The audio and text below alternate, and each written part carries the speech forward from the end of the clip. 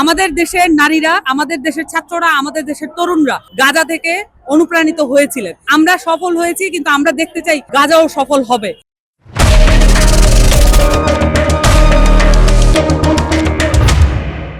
7 মাস পার করেছি আমাদের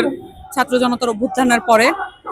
আমরা খুব কাছ থেকে দেখেছি যে নিজের জনগণের উপরে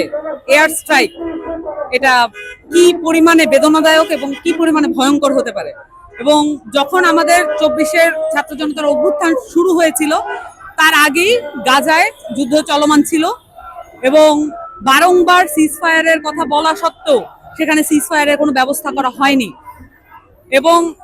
আমাদের ওটা 23-এর সেপ্টেম্বরে গাজার যুদ্ধ শুরু হওয়ার পরে 24-এর যে অভ্যুত্থান সেটা এপ্রিল এবং অগাস্ট পর্যন্ত আমরা দেখলাম যে পরিক্রমা একটা আছে এবং শেষ পর্যন্ত পরিণতি হলো অগাস্টে। তো আমাদের যে জাতিগত লড়াই সংগ্রামের ইতিহাস আছে সেটার সাথে বাংলাদেশ সহ বাংলাদেশের আসলে একটা অনেক আগেরই কানেকশন আছে এই প্যালেস্তাইনের যে সংগ্রামী জনগণ, তার যে সংগ্রামের ইতিহাস আছে, সেইখানে অংশগ্রহণ করতে বাংলাদেশ থেকে অসংখ্য যোদ্ধা সেখানে যুদ্ধ করতে গিয়েছেন এবং প্যালেস্তাইনের যে মর্মবেদনা সেটা আমরা আমাদের জাতিগতভাবে আমরাও বোধ করি এবং আমরা মনে করি যে পুরো বিশ্বের প্রত্যেকটি নিপীড়িত গোষ্ঠী একে অন্যের পরিপূরক, একে অন্যের শক্তি, একে অন্যের ইন্সপিরেশন। এবং গাজায় যেভাবে যোদ্ধারা নিজেদেরকে সাহসী ভূমিকা অবতীর্ণ করেছেন, যেভাবে নারীরা নিজেদেরকে সাহসী ভূমিকা অবতীর্ণ করেছেন, আমি ডেফিনেটলি বলতে চাই এই 24-এর গণ অভ্যুত্থানের সময় আমাদের দেশের নারীরা, আমাদের দেশের ছাত্ররা, আমাদের দেশের তরুণরা মোস্ট ডেফিনেটলি গাজা থেকে অনুপ্রাণিত হয়েছিলেন এবং আমরা সফল হয়েছি, কিন্তু আমরা দেখতে চাই গাজাও সফল হবে এবং আমরা নিশ্চিতভাবেই জানি গাজা সফল হবে, কিন্তু অনেক অনেক হতাহতের মধ্যে দিয়ে সেটা হতে যাচ্ছে বলেই আমরা দেখছি। এবং নিজ দেশের উপরে এই পরিমাণ, মানে একটি পার্শ্ববর্তী দেশ এমন পরিমাণ আগ্রাসন কোন একটি দেশের উপরে করতে পারে এবং সেখানে পুরো বিশ্ব নিশ্চুপ হয়ে সেটা শুধু পরিলক্ষিত করছে, কিন্তু আমাদের প্রত্যেকটা দেশ যারা নিপীড়িত, যারা অনেকগুলো লড়াই সংগ্রামের ইতিহাস নিয়ে যেই জনগোষ্ঠীরা আছে, সেই দেশগুলো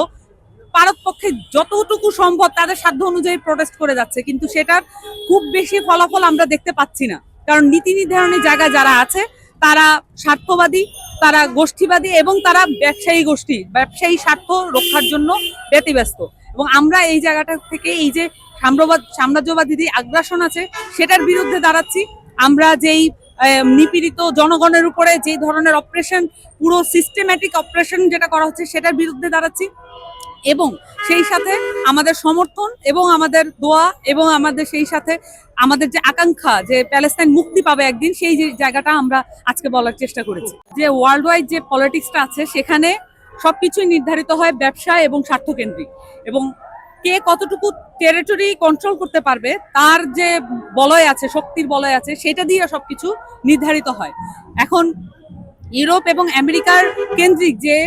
একক শক্তির বলয় তৈরি হয়েছে, সেই বলয়টাকে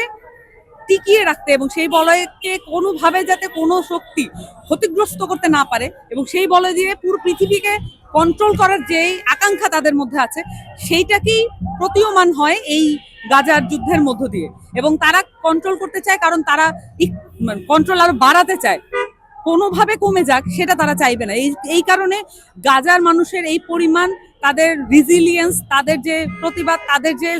ধৈর্য ক্ষমতা, সহ্য ক্ষমতা এবং পুরো বিশ্বব্যাপী আমাদের সকল মানুষ যে পরিমাণ প্রতিবাদ দেখাচ্ছে, তারপরও তারা নিশ্চুপ আছে এবং তারপরও তারা কর্ণপাত করছে না, কোনোভাবেই এই জায়গাগুলোকে তারা একনলেজ করতেছে না, কারণ তারা তাদের শক্তিমত্তা এবং তাদের যে শক্তির বলয় সেটাকেই তারা ইনট্যাক্ট রাখবে, কারণ তারা পুরো পৃথিবীকেই কন্ট্রোল করতে চায়।